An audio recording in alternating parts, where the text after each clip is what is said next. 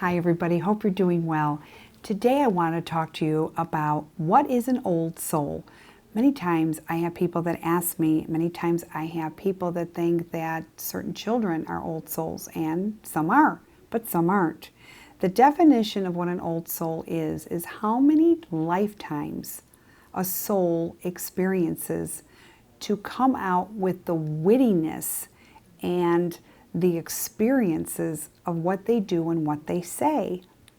Many times when children are small, they will say things or do things that somebody much older or a person who's experienced much more would know. And there's no way for them to know to that degree. I had two ladies the other day, and they came in and they were talking about their granddaughter, and we were all talking about her. And I said, this little girl is an old soul. She doesn't like to follow the rules. She likes to give them. She acts like a little old man that was a CEO in a boardroom. And she goes, oh my God, this is exactly it. She actually gives us orders of the day to what we're going to do. And I laughed, and the grandmother said to me, and she eats foods of an adult would, that no child would ever eat at this age. So I said, so she definitely has an acquired taste. They said, oh my God, yes. I mean, at 3 and 4 years old, no child would want to eat that. And it's interesting because it's very true. You know, I remember when my daughter was 4 years old, we were watching the news, and there was a homeless lady that they found on top of the church steps that froze to death. And I said, oh my God, that is so sad. I said, I just wish she could have gone maybe and gotten help at a homeless shelter or somewhere to keep warm so she didn't freeze to death. And my daughter looked up and she goes, well, Mom, maybe she had her pride. I looked, I said, what? She says, well, just because she's poor didn't mean she didn't have her pride, Mom. 4 years old now. Interesting.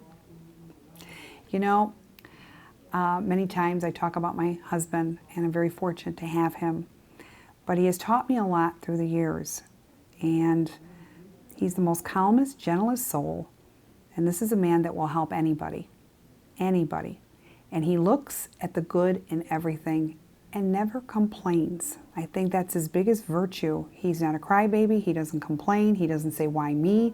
And he's had a lot of difficulties throughout his life, but yet this man has always come out squeaky clean. And he's always calm. And, you know, for people that know me, I'm all over the map, and this is me, and he's like, nothing, okay? So one day I said, how do you stay so calm? And he says to me, Susan, you get yourself all worked up over the slightest thing, and what you have to remind yourself is that, is it going to matter at the end of the day for you to reach this peak? Is it really worth it? And I sat back and I said, no, you're right. And he goes, exactly. He goes, you don't small over the small stuff. You don't sweat over that, he said. And I said to him, you know, you've had so many lifetimes. You really have. And he goes, you think? I go, I know.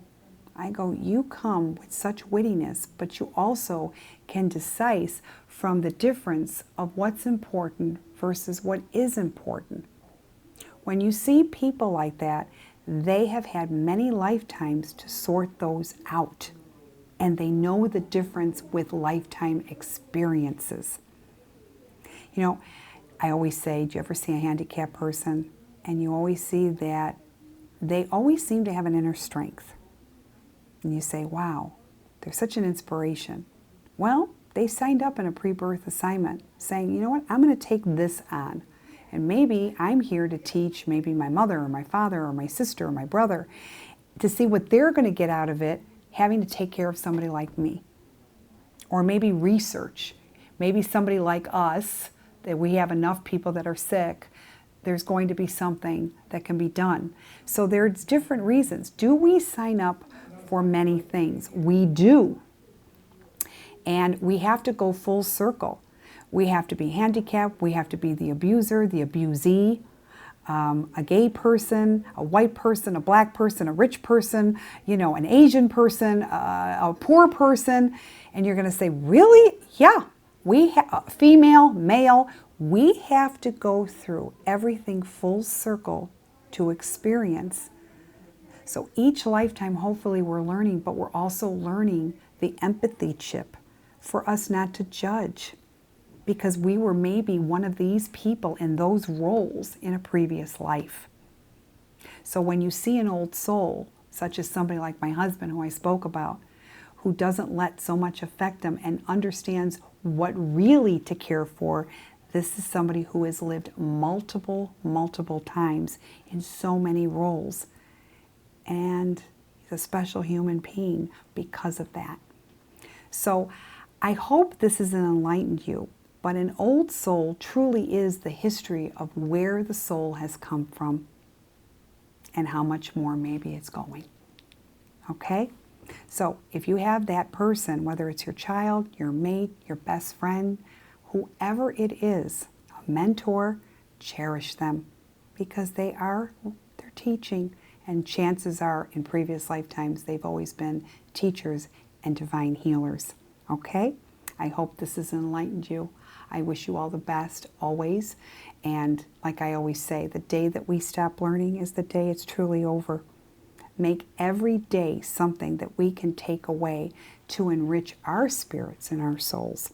Okay?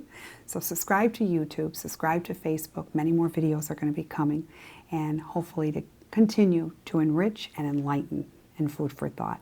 Take care. All the best. All my love. Bye-bye.